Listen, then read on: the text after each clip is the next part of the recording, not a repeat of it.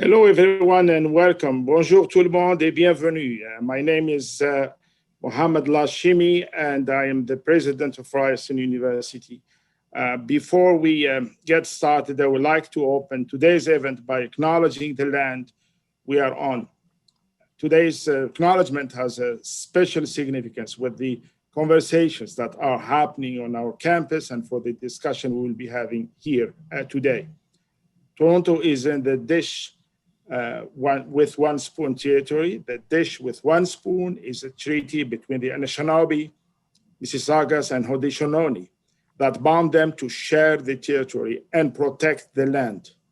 Subsequent Indigenous nations and peoples, Europeans and all newcomers have been invited into this treaty in the spirit of peace, friendship, and respect. In light of the recent discovery near the former Kamloops Indian Residential School, and with the broader issue of reconciliation very much still in front of us, I believe that it's all the more important that we recognize and acknowledge the First Peoples on those traditional territories we live and work. While acknowledging territory is important, it is only a small part of cultivating strong relationships with our Indigenous communities and supporting a path towards meaningful reconciliation. That is why the work of the university's Standing Strong Task Force is so important. I know they are continuing to seek input from our community on the Eglinton Ryerson statue and other actions our university can take towards reconciliation and commemoration. Through this engagement process, we are building on the strength, wisdom, and advice of our community, which will help inform decisions at the university for years to come. While I'm delighted to be part of this afternoon event, I am especially pleased that our Prime Minister has taken the time to be with us this afternoon. Welcome, Prime Minister Trudeau. Merci beaucoup d'être avec nous. Over the years, the Prime Minister and the Government of Canada have been great partners with our university. They have helped support research and innovation, contributed greatly to our efforts to upscale and retain talent, and have played a vital role in guiding our approach to sustainable infrastructure. On behalf of the Ryerson community, I want to thank you for your support and leadership through this pandemic. I have no doubt that you will only continue to help navigate our country back to prosperity and a stronger future for all Canadians. Prime Minister, thank you once again for joining us, and I look forward to listening in on today's discussion. I will now hand things off to our Dean of the Faculty of Arts, Pam Sogeman. With the support of her faculty and with the help of Martin Regg Cohn, Ryerson Democracy Forum has been a strong link connecting our faculty and students with key community leaders and decision makers. Over to you, Pam. Thank you very much, Mohammed. In the Faculty of Arts, we're deeply committed to scholarship and dialogue on democracy and democratic institutions with a focus on voting in Canada, the relationship between democracy and equity, democracy and migration, and of course, Indigenous governance.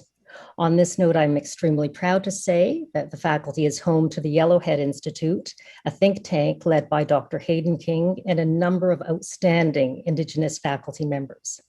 In addition, Arts houses the Jaroslawski Democracy Chair, 2 Canada Research Chairs in Democracy, and the Democratic Engagement Exchange. The exchange actively supports community mobilization and participation in the electoral process through initiatives such as the Canadian Vote Coalition, the Vote Pop-Up, and our new campaign to promote student on-campus democratic engagement across the country. And finally, a priority for us as educators is to convene important conversations, such as the one today, with current and past politicians about the many complex challenges confronting local, provincial, national, and global democracies in the current period. I welcome all of you to join this special conversation.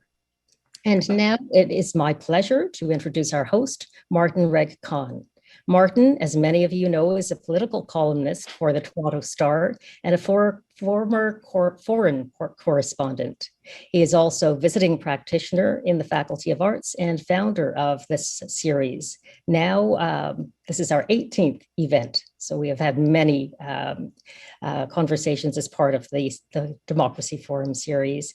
And Martin is also a senior fellow at the Munk School of Global Affairs. I welcome you to the virtual podium, Martin. Thanks, Dr. Sugerman. Welcome to our 18th Ryerson Democracy Forum, where we try to do democracy differently and ask how to get people engaged, how to get voters involved. Our guest today is Canada's 23rd Prime Minister, the Right Honourable Justin Trudeau. He led the third place Liberals to government in late 2015. He won re-election in 2019. He's the son of Canada's 15th Prime Minister, born in Ottawa, raised in Montreal, a graduate of McGill University and UBC. He worked as a teacher and activist before entering politics, and you may know that he took up amateur boxing in his early 20s, but he was also part of the McGill Debating Union. Both skills that I think are good training for politics and will certainly put me at a disadvantage today. Prime Minister, welcome, and thank you for taking the time to answer our questions. We really appreciate it. Thank you, Martin. One of the toughest things about this pandemic is not being there in person with a crowd of young people to put up their hands. But I'm glad to be able to have a conversation with you and through you to them. Well, there'll always be a next time. This isn't a news conference. The Prime Minister has already held one this morning. It's a democracy forum where we try to go a little deeper. I'm going to kick off the questions to get us started. But my first ask is for the audience to send in your questions via Zoom. You can use the chat function, and Ryerson's Melissa Wong will gather your questions. So give us your full name, and I'll give you a shout out. Prime Minister, at our Democracy Forum last year, we had an Indigenous MPP from Northern Ontario, Saul Mamakwe, who called passionately on governments to act now on the United Nations Declaration on the Rights of Indigenous Peoples. This week, the UN wants to hold Canada to account for our residential school system after the discovery of 215 bodies in the Kamloops area. We had two federal commissions inquiries on Indigenous atrocities that took place years ago. And this week, you announced new funding and planning that you had promised years ago. So my question, what took so long? What is still taking so long? Thank you, Martin. And of course, the feelings that people are experiencing this week, the awareness that people are getting of what residential schools really meant in terms of trauma and in terms of loss, in terms of heartbreak, is really sinking in for a lot of people this week for the first time. There are Indigenous communities and individuals can certainly point out that this is not just a piece of Canada's history, although it certainly is. It's also a piece of our present. And healing the legacy of intergenerational trauma, the challenges that are ongoing and continue in Indigenous communities and for Indigenous people is something that we have to work on right now. And quite frankly, it's something that there was a very clear message on back in 2015 to all political parties, and certainly one that we took on as a party to move forward on the hard work of reconciliation. And we did, and we have. But at the same time, I think everyone will easily admit that there is so much more to do, and that starting these processes to fix damages and injury that had happened over generations takes more than one or two mandates to do. So what we really focused on was getting things started. And that means making sure that we were putting at the center of everything we did partnership and respect for Indigenous peoples. And that always takes a little bit longer, even though there's some things we were able to do fairly quickly. Getting it right means not saying, okay, we know the solution in Ottawa, here's the solution. It means sitting down in partnership with people who aren't really filled with reasons to trust any partnership with the federal government, and work with them to solve it. And we have done an awful lot, but there's an awful lot more to do. And we're just going to keep doing it. All right, fair enough. Consultation is hugely important. We've heard a lot, for example, from Judge Marie Sinclair about the need for Ottawa not to act unilaterally and to have consultations. But let's talk about another player in this process, the Catholic Church. You've made a personal appeal as a Catholic to also take responsibility to the church for its role in the residential schools genocide. You've made an official appeal also as Prime Minister when you met the Pope a few years ago. But in fairness, I think you'll admit you failed. So my question is, what did you make of the Pope's reply, personal and public, to your appeal? Honestly, the sense I got from the Pope, and I have to say, as a Catholic who is ever hopeful that the Catholic Church will come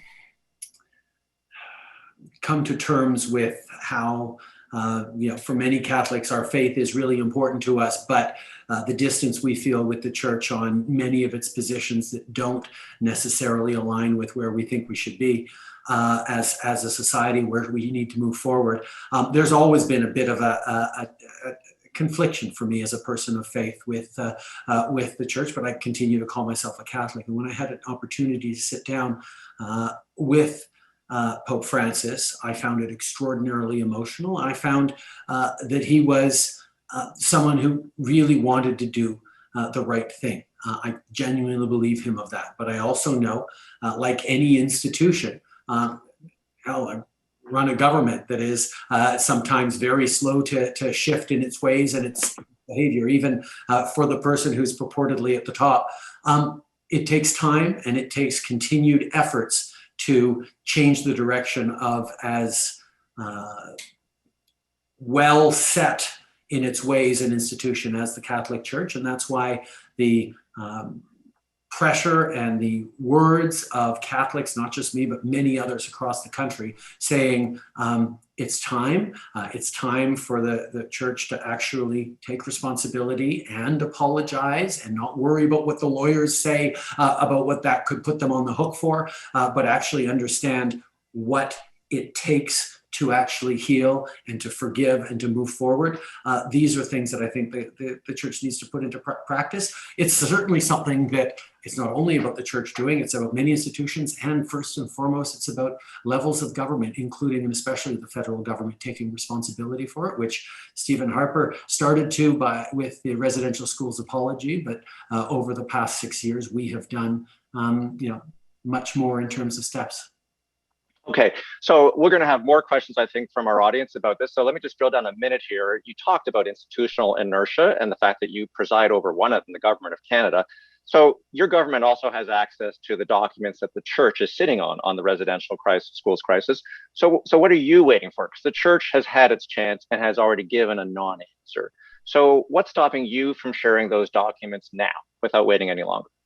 Well, I certainly hope that in the coming days, the Church will change its position. And certainly if it doesn't, we will look at other ways of making sure that this information gets out. I think the calls for truth are too strong to ignore. And I think that is absolutely right.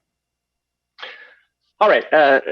Let's talk about the elephant in the room now, which is to say the statues in the room, the historical figures on our campus and across our country. I suspect we'll get more audience questions on this too, but let me get it started by asking what you thought of the city of Charlottetown removing the statue of Canada's founding Prime Minister, Sir John A. Macdonald, in the birthplace of Confederation. I've been there for a First Ministers Conference and seen that statue over his responsibility for residential schools. And also your thoughts on the statue here at Ryerson that honors Egerton Ryerson, and on the question of renaming the university. I think these are really important questions and they're really important discussions to have. I think it is right that the city of Charlottetown makes decisions about what it wants to do with its precinct. Certainly on Parliament, we renamed the Prime Minister's office. We removed the name Langevin from the Prime Minister's office building. Ryerson, I know, is going through a process, right, as a university, is going through a process right now around its own name. And I think what really matters is that these conversations be had in a responsible and mature fashion, and that people are really listening. We know, I mean, the perfect example is with sports teams, where you have people so passionate about their team name and their fans and their history that goes back generations. And it becomes really difficult to try and shift that. But having those conversations is more than just having a conversation about the name of a team or the name of a statue or university. It has to do about the impact of those names and those histories on people who don't always get listened to. And I think the first step is making sure that you're hearing and understanding and going forward. I mean, I don't think anyone is suggesting that elementary school kids no longer learn that John A. Macdonald was our first prime minister. I think that's going to be very important that we continue to say that. But what we say next and how we remember that and how we understand the legacy and how we commemorate and memorialize that in different places is certainly, I think there should always probably be a John A. Macdonald building or room on Parliament Hill, because it's Parliament. Do you need to have a whole bunch of different schools or different things? Those are questions for local communities to have about what they want to be putting forward as memorials or commemorations. Interesting. And you mentioned the sports teams, and you're right, that did take forever. The Washington football team, even saying that old name would be awkward now. But those were football owners. We're talking about public properties and facilities. You mentioned Sir John A. Macdonald and Parliament Hill. There's a statue of him at the legislature in Toronto that's now boarded up because of it being painted over. You were at the news conference this morning, which is in the Sir John A. Macdonald building, which was named, I think, in 2012. So it's not an old legacy name. And you're right, you did change the name of the Langevin block, which is where the old PMO, where the PMO used to be held, or it used to be called. But Langevin wasn't famous. Sir John A. is. Any consideration to changing the name of that building in Ottawa? I think that is part of the ongoing conversation that I think people need to have. And I think it is something that we have to have around Parliament as well. I mean, there's a lot mixed up in that. You pointed out that Stephen Harper named this new building the John A. Macdonald building, and the Pearson building, which is our foreign affairs building, was referred to by Conservatives by its address, 125 Sussex or whatever it was. There's always a little bit of partisanship going on in there, and suggesting you take away the name of Macdonald will have some responses that will be different than suggesting you take away the name Laurier from other places. But those are all really important conversations to have in not a defensive way, but a very thoughtful way about, how can we make sure we are remembering fully our past while not overly celebrating things that cause harm or continued anguish for others, or it has been a symbol of disrespect. I'm not going, I'm not applying that in specific situations, but just generally. And that's a conversation that a mature society and a mature community needs to have. And difficult conversations. Here's a tough one. Let's talk about two other former prime ministers, Jean Chrétien and Pierre Elliott Trudeau, who presided over the 1969 White Paper. Father. Did this subject ever come up, the White Paper, Indigenous assimilation, and his views on citizenship? Well, I think one of the things to highlight, and listen, Martin, you're much more likely to be an expert on, because you've studied so much political science, on what my father did rather than I. For me, he was my father, and we had interesting philosophical conversations, but when he left politics, I was 12 or 13 years old, so I don't have a whole amount of awareness. But I do know that part of what we're talking about right now is moving beyond the Indian Act and the need to move beyond the Indian Act. And what one aspect of the White Paper was completely moving beyond the Indian Act and saying, let's just make Indigenous Canadians, full and ordinary citizens. And of course, with the eyes we have now of understanding how much that meant an attempt at assimilation, which is what has been attempted, assimilation or eradication over many, many generations and centuries. Of course, that's not going to be well taken up. It was not the right solution. And when people came up and said, no, that's not the right solution, the White Paper was withdrawn. So absolutely. There was an element of listening there. And what we know now is that investing in language, investing in culture, strengthening identity, strengthening traditional knowledge is something that is not just good for Indigenous peoples and right for Indigenous peoples. It actually will enrich Canada to an extraordinary way, rather than to try and snap your fingers and Europeanize, which certainly was the attempt decades ago. We evolve, and we end up evolving in the right way, and bad mistakes are avoided, as was the case back then. Absolutely right. And there was a pivot in 1969 for sure. Okay, let's turn to another issue that weighs heavily on Canadians and on me. The two Michaels, Michael Kovrig and Michael Spavor, who have been incarcerated in China for 2.5 years. You'll be seeing President Joe Biden when you fly to the G7 summit next week in the UK. You've already asked him to do more, and he's talked about it, but nothing changes. So if our current strategy isn't working, how long can we wait? First of all, the approach on consular cases like this one, unfortunately, takes quite a long time, and we don't always get to talk about what is going on. Much of this is wrapped up in global diplomacy, quiet pressures. I mean, if you take a situation where someone is unjustly incarcerated by, say, a random Middle Eastern or African country, if I go out and shout to the rooftops, "You got to send that person home today," and then go and yell and insult the person, it's actually going to make it harder for them to be able to send them home. Whereas if quietly we make known by the back channels, this person should really come home, and when you send them home, we won't gloat, we won't say, "You see, they have a total Mickey Mouse system of justice." It actually is, it's working. We get them home quietly, and we don't get any big win, and we don't get any big headlines. We get a Canadian home. That's something we've actually done a whole bunch over the past 4 or 5 years. We've had a number of very strong successes in consular cases. Now, you're absolutely right that right now the situation seems very, very locked in. And the Chinese government has been very, very strong on its pushback against every time that we point out that these two Canadians have been arbitrarily detained.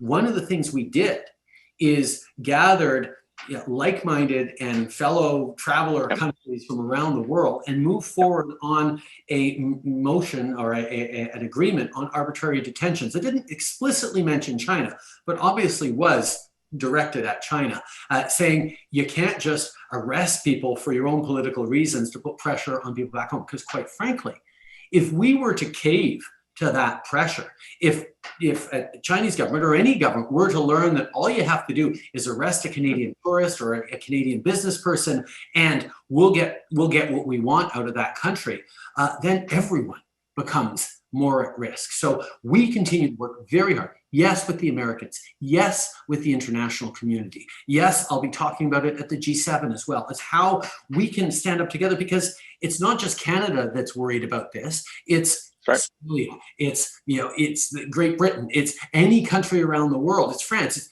that might have a business person in China, so every country around the world, who would be worried that they might be next for this kind of arbitrary detention. So there's a lot of momentum, there's a lot of pressure, and we are working very, very hard on this. Fair enough. What's the price of quiet, though? You've talked about genocide of Indigenous peoples in Canada, but I haven't heard you use that phrase for the Uyghurs in Xinjiang Autonomous Region in China. Bob Ray, your ambassador to the UN, was our guest earlier in an earlier Democracy Forum, and he talked about being pilloried by the Chinese even for raising the question. What's holding you back on that? Well, I think first of all, determinations of genocide are not things to be taken lightly, and that we just understand. You can't, if you start tossing the word around anytime there's a human rights violations, however real they are, it ends up, first of all, devaluing the genocides that already happened and renders it a term that doesn't have the kind of weight that it absolutely should have. So there are international processes ongoing that are looking at the very serious human rights abuses that we know are happening in Xinjiang and making determinations about whether or not it is a genocide. Now, the Canadian Parliament made a determination based on things that they saw that it was a genocide. That is different than the Canadian government officially making a statement around that, and we made that nuance. But it is absolutely clear that the pressure on China right now from the international community, from countries like Canada, is significantly acute, particularly with the Olympics, Winter Olympics coming up in China next year, that there is a moment where the global community can be really pushing back on China, and that's something that we want to do. But I think everyone understands that it'll be easy for China, the scale it is, to shrug off what any one country, including just the US alone, says. But when the global community comes together, that starts to shape their own calculations. And that's certainly something that we are working on very, very effectively. Okay. Quick reminder to the audience to send in your questions if you haven't already. One last one for me, turning to Canada and COVID. I know we'll get some COVID-19 questions from the audience. So let me just slip in one on the politics of this pandemic. In the last federal election, you ran hard against Premier Doug Ford. You'd mentioned him more than a dozen times a day on the campaign trail. He wasn't your opponent, but I think it's in boxing, you would call him your punching bag. And then you made peace in the pandemic, and he praised you when he came to our Democracy Forum last fall about federal provincial cooperation and concord. I think voters like seeing their governments getting along, but now he's attacking you every day about borders and border controls, airport quarantines, and for taking so long. My question is, in the next federal election, which I'm sure you're going to tell us the timing of today, how are you going to treat Doug Ford? Are you going to point to the cooperation, or is it going to be confrontation? Give us a preview. Well, I think, first of all, a couple of things, Martin. I mean, he is, he's in a tough situation right now. Ontario has really struggled with this pandemic from a political level. I mean, Ontarians have stepped up. Our health service providers have been unbelievable. Our frontline workers have been heroes. But the Ontario government's been, somewhat uneven in its responses, and you've written much more about it than I need to say about it. So I'll leave that there. My approach from the beginning has been, as Doug highlighted when he came to speak with you in Ryerson, to be collaborative. My job is not to judge and say this province done well, this province not. My job is to be there to support with whatever they need. And yes, I know that the pressure is mounting on Premier Ford, and it is always an easy thing to try and deflect and point fingers. And I'm going to trust that Canadians and Ontarians are going to see that for what it is. I'm not going to pick a fight with him at this point. I don't think anyone wants to see people fighting during COVID. They want to see us focused on getting through it. But I will point out that we did shut down the borders. We shut them down over a year ago to everyone but Canadians coming home and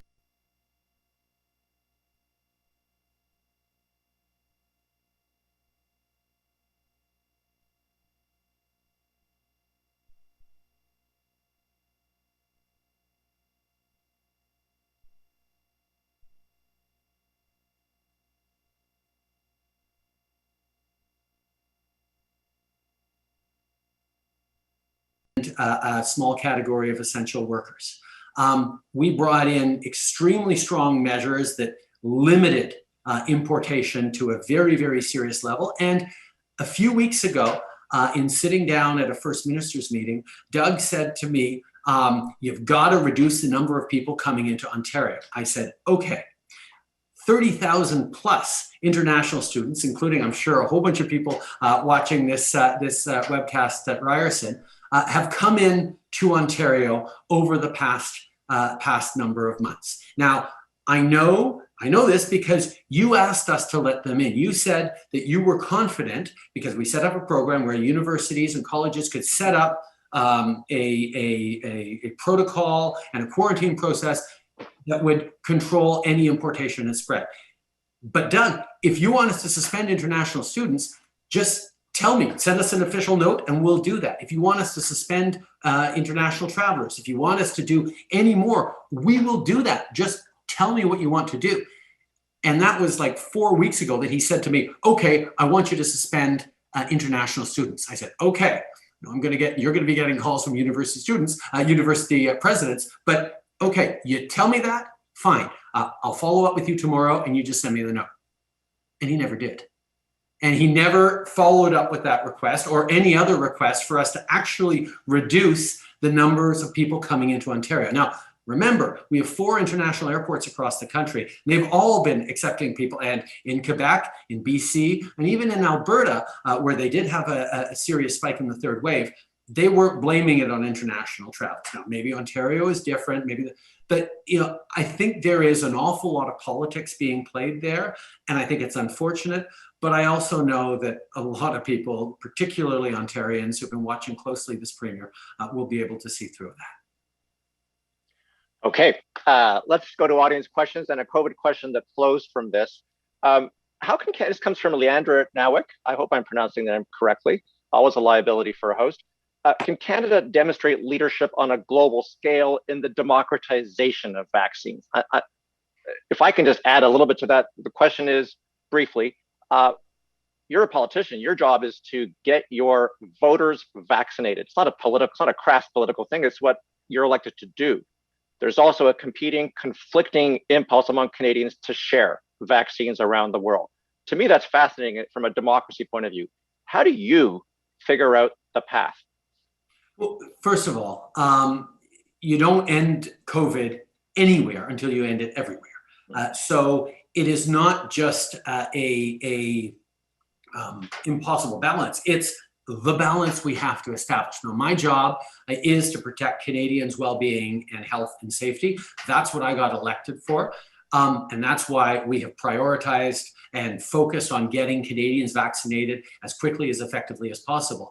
But keeping Canadians safe also means preventing new and even stranger and more deadly variants to be generated elsewhere in the world because they're not getting vaccinations. So while we are very focused on getting Canadians to safety, getting that level of herd immunity, everyone getting 2 double doses in Canada, we are also, as we now are really seeing vaccines rolling in and people getting them, getting into a better place, we're also looking now at what we can do for other countries around the world. Because yes, we ordered way more vaccines than we necessarily need for Canada because we didn't know which vaccines were going to land, which ones were going to be the better ones, which ones were going to be most effective or right for Canadians. So we were very careful. But part of that was funding the vaccine research with upfront payments and signing contracts early on so that small companies like Moderna that had never made a vaccine before could suddenly develop at scale vaccines that would make a huge difference.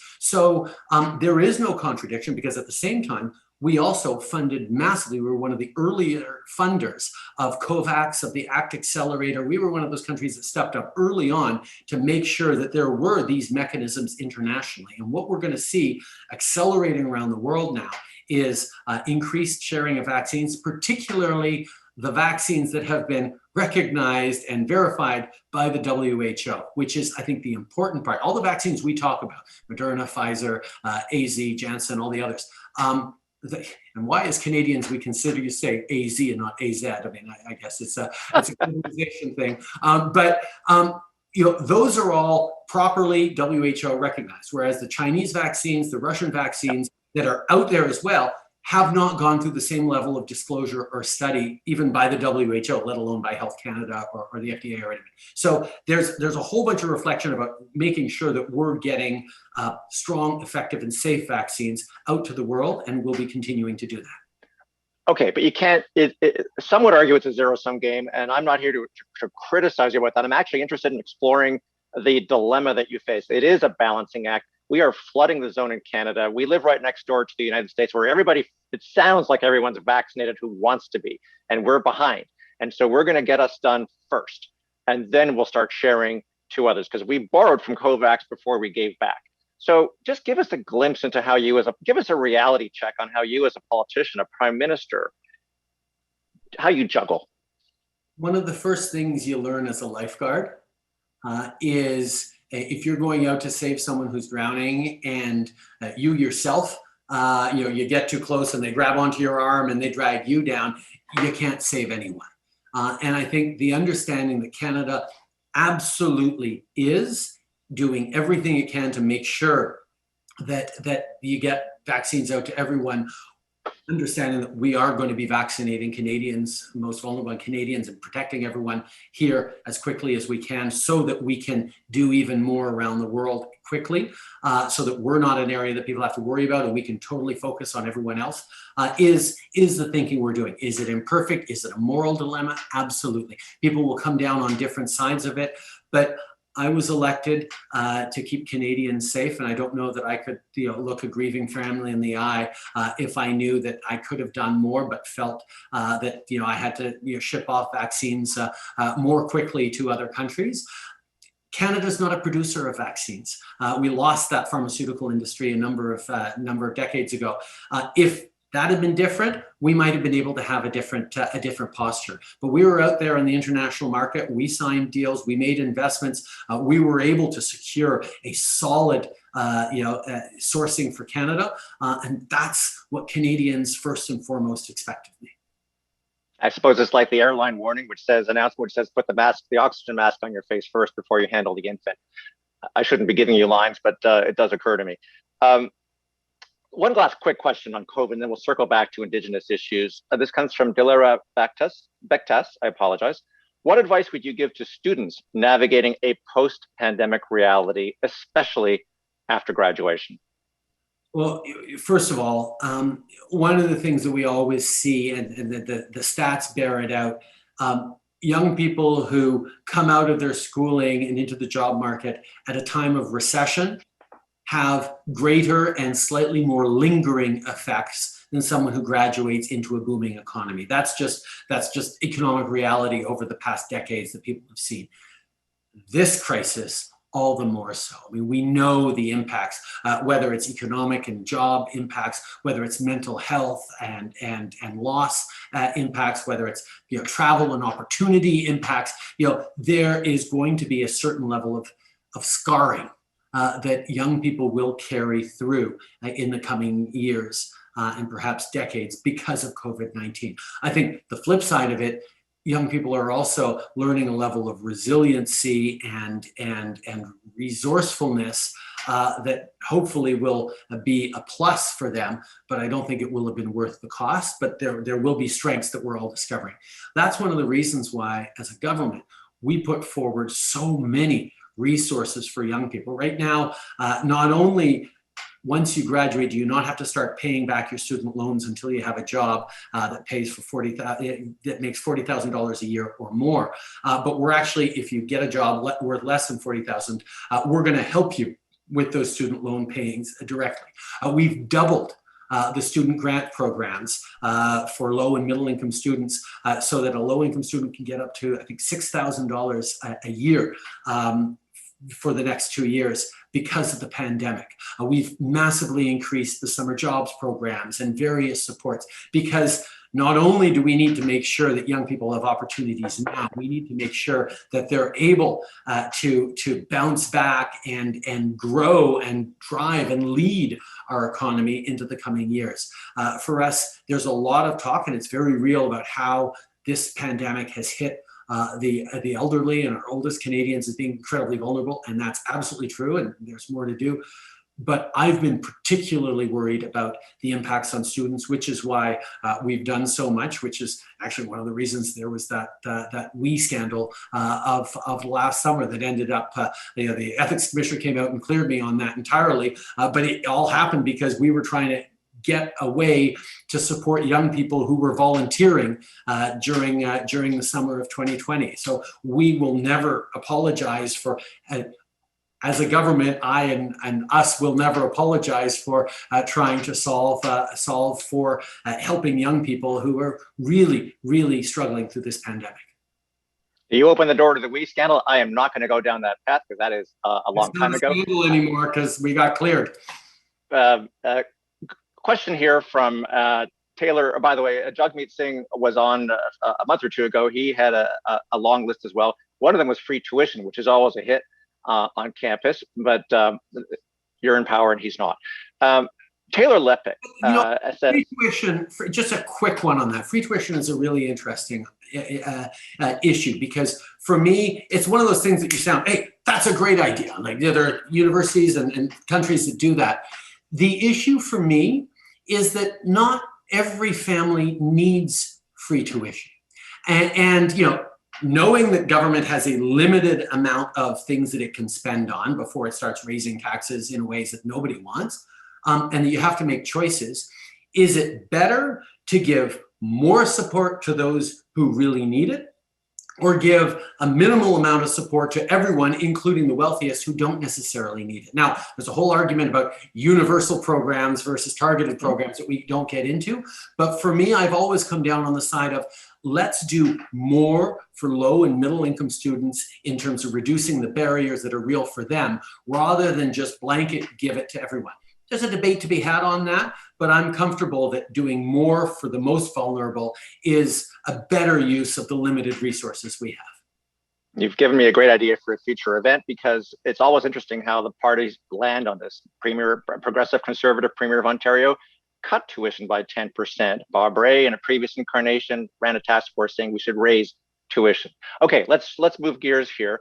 Taylor Lepik asks, in the wake of the discovery of 215 Indigenous children's bodies being found in Kamloops, what immediate action, parentheses, read in the next 1 to 3 months, will you be taking to serve, support, and reconcile with Indigenous communities? How can they and Canadian citizens provide input and feedback on the work you're doing in regard to this? Okay, first of all, thank you for your question, Taylor. It's the kind of thing that a lot of people are asking about right now. A couple of years ago, in responding to the TRC recommendations, we put forward specifically a $33 million fund for identifying and tracing residential school burials and missing kids. Some of that money went out. A lot of it hadn't, because we were still working with the communities on the best way to spend that. We announced Wednesday, Carolyn Bennett, our Minister of Indigenous Relations, announced that 27 million was just going to basically go out and be there for any community that wants to move forward and needs the resources for healing. And anything more they need, we're going to be there for. So I think communities across the country are realizing that, yes, even though a number of them were like, well, we know where they are, we don't know we want to disturb them, we don't know if, you know, going in with shovels is the right way. There's a lot more active reflections on that, but it's right and just that it be their reflections to have. I shouldn't be the one saying, well, there's a residential school there, let's go radar the ground to find out where the burial kids are and the burial sites are, and not ask the local community or the families or the descendants and all that. Obviously, they need to be at the center of it. So what our focus is over the coming weeks and months is giving the support, both the mental and healing support, but also the financial support, so they can call on the resources they want, whether it be Canadian firms or international interventions or whatever. It is secondary what the federal government wants. What is primary is what the community itself wants and needs, and we're putting them at the center of this healing process. But the second part of it is recognizing that this is a moment where a lot of non-Indigenous Canadians who maybe knew a bit about residential schools are suddenly realizing and having an image of hundreds of little kids buried in unmarked graves in Kamloops, and wondering how many more there are across the country, who are suddenly coming to grips in a very real way with the atrocity that was our history, and the very real echoes that exist right now, today, in our cities, in our communities, right across the country. Indigenous kids committing suicide, people facing homelessness, addiction, cycles of poverty, the layers of intergenerational trauma, the missing and murdered Indigenous women and girls. These are all things that are today articulations of devastating actions in the past, and things that we haven't really thought about all that much. And people can be intolerant or judgy and sort of say, well, why are there so many Indigenous people incarcerated? Well, that's something we need to shift with our system of justice as well. But it's also something that requires us to understand the layers of trauma that, as a society, as a country, we had a big hand in laying down. One of the amazing things for me was a conversation I had years ago where a light bulb went off. I was talking with Paul Martin, who of course was an extraordinary leader when it came to reconciliation. He negotiated the Kelowna Accords that then disappeared when Stephen Harper took office. But he pointed out that, yes, we all know, unfortunately, that Indigenous kids face suicidal ideation or attempts or actions to a far greater degree than non-Indigenous kids, okay? But even within and across Indigenous communities that have much better language and culture and traditional knowledge education have no greater suicide rates, for example, than non-Indigenous communities. And that was sort of that light bulb for me that, of course, I'm a Quebecer, so I know identity, language, culture, these are the things that create that sense of self. And that was what was ripped from these communities in so many ways, both literal and metaphorical. And the work we need to do to acknowledge that and to atone for that and to empower the learning and respect for Indigenous languages and culture as part of our daily lives is something we all need to turn to in this moment of horror to say, well, what can we do? Well, why don't we start changing the way we look at Indigenous communities and people and being a much realer and more forgiving partner for the traumas that ultimately we are all collectively responsible for. And you're right that in a way people knew who could follow the issue that there are all of these burial sites across the country, but this has exploded into the news cycle because of the large number of bodies in the Kamloops area. With publicity comes accountability, though, and awareness. Here's a question from Jeremy Caribou, who's been at a number of our Indigenous student at Ryerson, has been a number of our democracy forums. He's in the public administration and governance program. In light of the gruesome discovery in Kamloops, it's quite obvious that statues or commemorating names have not been educating the public about the historical Indigenous settler relationships for hundreds of years. And he asks about making Indigenous content mandatory to include Indigenous culture, treaties, and Indian policies such as residential schools, the Indian Act, even the past system. Will your government begin the transformative change in making Indigenous content and perspectives mandatory in Euro-Canadian institutions? Yes, we will do our part. That was one of the core TRC calls to actions. Truth and Reconciliation Commission. Truth and Reconciliation Commission, presided by Marie Wilson, Marie Sinclair, and Chief Littlechild. We need to make sure that reconciliation is understood as not just being between Indigenous peoples and the government, but involving intimately non-Indigenous Canadians, settler Canadians as well, and immigrant Canadians as well. And that shift is a tough one. And it comes through our institutions and systemic change. As we talk about systemic discrimination, that is a piece of it within our institutions. But it also, of course, talks about curriculum. Curriculum isn't directly something the federal government leads on. It's a provincial area of jurisdiction. But I went to a really good high school 35 years ago. And when we got to the Indigenous chapter, my history teacher said, yeah, you can skip over that. It's not as interesting as the Durham report or as Laura Secord or whatever it was that they wanted to talk about. And that was a gap in supposedly what was a really good, what continues to be a really good high school. But that is wrong. But we didn't know it was wrong back then. And we need to make sure that curricula, starting as young as you know, my 7-year-old son who's in grade 1, who's asking me questions about what he's hearing, like we have to be able to talk about that. And there's not a lot of resources, even as we look online to try and see, okay, how do you talk to your kids about 215 bodies discovered in Kamloops? We have a hard time talking about that because there is so much loaded into there. Well, we shouldn't have a hard time talking about that. And we should be comfortable that acknowledging mistakes of our past doesn't weaken us as a country, but strengthens us as a country. But there's a lot more work to do, and I really appreciate your question, Jeremy. You've opened the door to a great question from Nishant Nimal.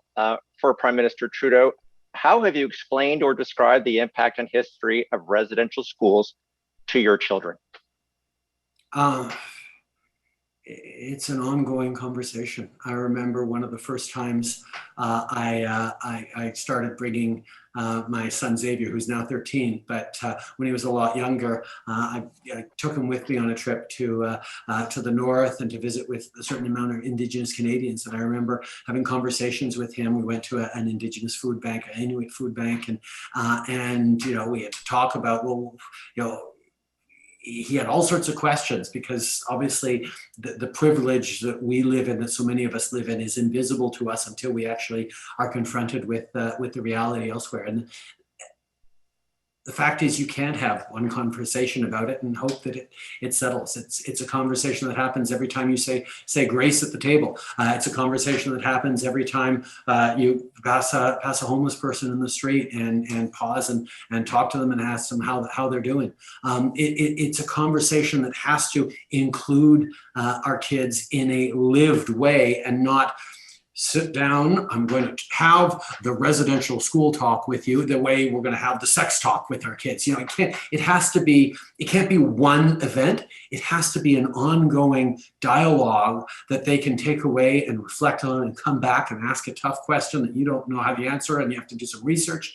And I think introducing it in a genuine, open conversation is probably the best way. And it's certainly what Sophie and I are trying to do with our kids. Okay, we have a lot more questions on Indigenous issues and statutes. I'm going to try to circle back, but I want to budget some time for another question that always comes up whenever I'm with the Premier on campus tours. I know you've had this question before, but I always like to ask it. It comes from Stephanie Santos. Aside from the border closures, provincial school closures have caused spikes in mental health issues in our youth. What is the Canadian government prepared to do to address our mental health crisis that has long preceded COVID-19? My mom has talked extensively and shared her own struggles with mental health throughout her whole life. And as someone who's lived with and tried to support her all my life, sometimes well, sometimes not so well, I know acutely the challenges around mental health that so many Canadians are living with.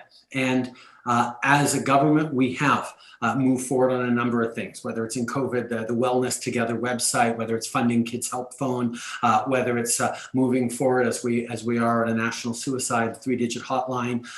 Those are things that we can do at the federal level. But a lot of mental health supports have to come through the healthcare system, which is provincial. Which is why when we got elected in 2015, one of the first things we did was put forward like $6 billion specifically earmarked for mental health services to the provinces that they hopefully used for that. There's a question of accountability that is the nature of the federation, but these are things that we're doing. But there's more to do. And I think one of the ironies of mental health is that when it was heavily stigmatized and nobody was willing to put up their hand and say, I'm really struggling with anxiety right now, or I'm going through depression, I need help. When nobody would talk about it and everyone hid from it, the limited resources that were out there in our medical system were adequate to deal with the few people willing to actually, or acute enough to reach out and have to get help. But now that everyone is much more comfortable saying, oh yeah, no, I need help, and they're calling up, there are no resources out there. And we have to make significant more investments in that. And one of the things I will say is when I'm doing town halls across the country, invariably I get a question on mental health, as you point out, Martin, but almost invariably, it would be a young person putting up their hand and saying, this is something that's really bugging me. And I think it's an amazingly positive change, but we need to make sure our systems are keeping up with those needs that are there. Okay, we have time for a couple more. Here's a good one from Bahuz Dara, who is also always in our audience. Just got her BA at Ryerson. Prime Minister, with the current hyper-partisanship in the House of Commons among staffers and between the federal and provincial governments, can you note any moments of strong cross-partisanship, of coming together while you've been in government? And if so, what credit can you give to which opposing party? I think, well, the fact that this minority government has still functioned for almost 2 years means that we have been able to have cross-party collaboration on a number of things. I think there really was a sense, particularly in the beginning of the pandemic, of either it was a positive, everyone wanting to come together, or a slightly more negative, but just as real, parties realizing nobody wanted to be responsible for playing political games in a pandemic, because Canadians wouldn't have any patience for it. There was a coming together in around some really, really big things. Now, the Conservatives are certainly continuing to criticize us that we spent too much too quickly and got too much out the door, but they were there to support us while we were doing it. And I think the numbers bear out that it was the right thing to do, and they would have been wrong had they been in power and not done that. But that's a question that I'm sure will come up time or time again in the coming months, perhaps. But the ability. Any specific credit to her question? Who gets a shout out from you? The NDP helped us pass the budget because they recognized how important it was to get help out to people. Now the NDP will always feel that we needed to do more and we needed to fill more gaps and spend twice as much as we actually did, when we still spent a hell of a lot. But they get credit for that. Right now, on a bill that is particularly sensitive around making sure that the web giants actually find ways of supporting Canadian artists and creators, to make sure that you can find Canadian content on Netflix, to make sure that we know how much these companies are making off of Canadians, so they can pour that back into Canadian content.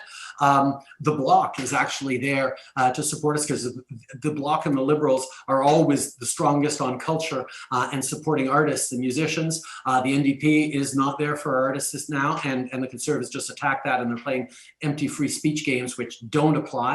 But so we've been able to work with the Bloc on that. And on other things, we've been able to work with the Conservatives on some slightly more procedural things. But there are ways. Everyone worked together to put recognition of Indigenous peoples in the citizenship oath. That just passed last week. So there are things that people are able to come together on. So minority government brings its own discipline. Does this mean you've reconciled yourself to making minority government work for a full mandate? It's not entirely up to me. And one of the things that we have seen is that there is right now a whole lot of filibustering going on conversion therapy, for example. I think everyone can agree that conversion therapy is a horrific process of trying to, forcibly cure the gay out of someone. And it's something that, unfortunately, there are a lot of right-wing politicians that still defend, and the Conservatives don't want that to happen, don't want to come forward to a vote, because they don't want to actually be accounted for the fact that they still support, many of them, conversion therapy. So there is a logjam in Parliament where we can't get anything done because they're busy blocking this one thing that they don't want to be accountable on. So there are always going to be procedural issues. We're just trying to power through and pass enough of those to get the big things done. But it's always a tension. The other thing, though, Martin, is that building back better means very different things for different parties. And when we talk about systemic change, we talk about recognizing systemic discrimination, we talk about building for the environment, we talk about innovation, we talk about things that are maybe not top of the list for Conservatives. At one point, as we build back better, the government's going to need to have a clear mandate to do that. And I know that's what eventually an election will carry on, how we build back and learn the lessons of the pandemic to build better. And the very different visions that the parties have are eventually going to collide in this minority parliament. Well, I gave you a free opening to announce your future campaign strategy. Let me just claw back a second or minute of time to ask you a question that I asked of the Green Party leader, Annamie Paul, and also NDP leader, Jagmeet Singh, when they were here. How do you all get along personally? I mean, never mind your political differences. She said she had you reached out, had a nice chat about her to congratulate her on her leadership victory. How does it work between you and Mr. Singh and Ms. Paul and Mr. O'Toole and Mr. Blanchet? The same way I try to make it work between me and any member of Parliament. Every single person in that house represents a group of Canadians who chose to send them to be their voice. And therefore, however much we disagree on some things, I've got to know that they got sent there by a bunch of Canadians who felt that they were the right person to speak for them, and therefore I need to listen to them. I need to show them respect. I need to be very clear on where I disagree with them, but I also need to understand where they're coming from, because they are representing perspectives and concerns that Canadians have. I will say that there are issues that I get along very, very well with Annemie and Jagmeet on, and even Mr. Blanchette, because there are things where we align on. It's harder for me to find things to align on with Mr. O'Toole. Perhaps because Mr. O'Toole doesn't always know where he aligns on things, but that's another issue. But Canadians expect us to come together and, yes, to debate hard. I mean, people say, the partisanship in the House is a terrible thing. Actually, it's the way democracy is designed. If anything I do as a government, I know that people have a job to try and poke holes in it and say the worst possible things about it. Well, I'm going to be damn sure that I'm going to make it right, because if they end up convincing people that I did it wrong, that goes very poorly for me. So that adversarial nature of Parliament is a good thing. We just all have to remember, though, we're serving the same citizens. We're serving the same country. And when we get down to questions of values, usually it's easier to find ways to get along. It's when you get into tactics and strategy that things sometimes go cross purposes. We are out of time. There is one more question that I always ask, and I always save it for the end so we can go into sneak in overtime. And it is a question which you don't have to answer, about getting young people engaged in democracy. You got a big bump in the youth vote in 2015. Tell us what worked for you, what works for all parties. How do you get young people to vote? How do you get them to find the time to get involved? And tell us what doesn't work, if you have time. What doesn't work is trying to make voting cool. You always see these ad campaigns with celebrities saying, come on, vote, it's cool. Yeah, they say it much better than I just did. But this idea that voting should be cool is something that people have tried to do and failed at so many times for a very simple reason. Voting isn't cool. When you think what cool is detached. No, it's okay, I'm cool. No, don't worry about me, I'm cool. I don't need help, Cool is detached, whereas voting is a deeply earnest, engaged, step forward to say, I'm going to put a little X in this box, and I'm going to try and make a difference with that. And I'm believing deep in my heart that doing this earnest thing in this community center or this church basement is going to make a difference in the world that's a big leap. And that's what you need to harness into if you want young people to get involved, that voting matters, that getting involved in politics is what shapes the world around you. We wouldn't have been able to move Stephen Harper out of being prime minister if it hadn't been for millions of young people stepping up to say, yeah, you know what? I want the country to go in a different, better direction. I want us to do more on the environment, and we have. I want us to take real steps towards reconciliation, and we have. I want us to be fairer and better and more equal in the way we do things, and we have. Now, is it perfect? No, there's always going to be people out there who will say, no, you should do more, you need to do more, and it's great that they're doing that because it pushes us along. But ultimately, you need to make sure you are pushing your government and your country in the right way. And the best way to do that is to get involved, is to put up your hand. Young people get a bad rap for being apathetic and disconnected. And yes, sometimes young people can be very cynical about things and frustrated and disconnected. But when you actually scratch the surface and engage with young people a bit, you realize that if they're angry and if they're frustrated and if they're tuning out, it's not because they don't care about the world. It's because they care so deeply and are therefore so frustrated that people aren't listening to them or thinking about them or responding to their concerns that they tune out. And what we need to do as political parties is instead of allowing them to tune out, instead of saying, here, come and stuff envelopes for me in a back room. Instead, get them involved to create the political movement you're part of, get them involved to go out and get more young people involved, get them to believe in what you're doing. And that's where, you know, I'll be honest, a progressive liberal party like ours has a hard time going against the progressive idealist parties that can say, no, we should just change capitalism. Yes, everyone will sign up for that. We make it more fair. Yes, we should stop having an army. Yes, we should just shut down the oil sands tomorrow. You know, those are the kinds of things people are like, yes, that makes a lot of sense. Or yes, we should just fix reconciliation in a weekend. It's easy to say those things. Much harder to actually put in the effort of doing them, of pushing for it, of making it happen. And that's what we've been focused on. And, you know, for a lot of people, not just young people, everyone wants the quick fix. Like, what have you done for me lately? You know, what's going to be better for me to vote for? What's going to change the world in the most radical way in the next election? That's one way of looking at things. The way I hope a lot of people look at things is, how can I actually get involved to make that meaningful change that's not going to be changed back as soon as there's another election and the pendulum swings back from Obama to Trump to Biden and starts, you know, and you end up getting completely disjointed as a society. Instead, how do you pull people together, make meaningful, solid movements forward? That's the challenge and the trick of politics, particularly in a country as diverse as ours, which doesn't just mean backgrounds, it means perspectives and ideology and priorities and sometimes values.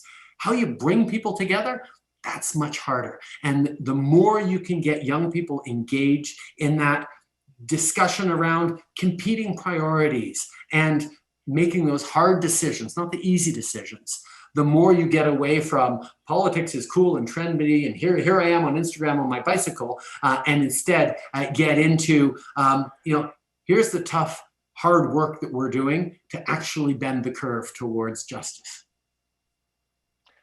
And I could only add to that, come and see us in person on campus to continue that conversation face à face and deliver the message. That's all the time we have. I want to thank you, Prime Minister, for coming to our Democracy Forum for the first time as PM. It has been a difficult week for all of us, but I think talking to each other and listening to each other is how democracy and decisions get done. So come back and see us. I also want to thank everyone in the audience who listened in and asked questions. There were a lot. We did our best. Finally, thanks especially to the Faculty of Arts, to the Dean, Dr. Pam Sugiman, for their support, Melissa Wong, Director of Special Operations, for making this happen. Please don't forget to vaccinate and vote. Stay safe, everyone.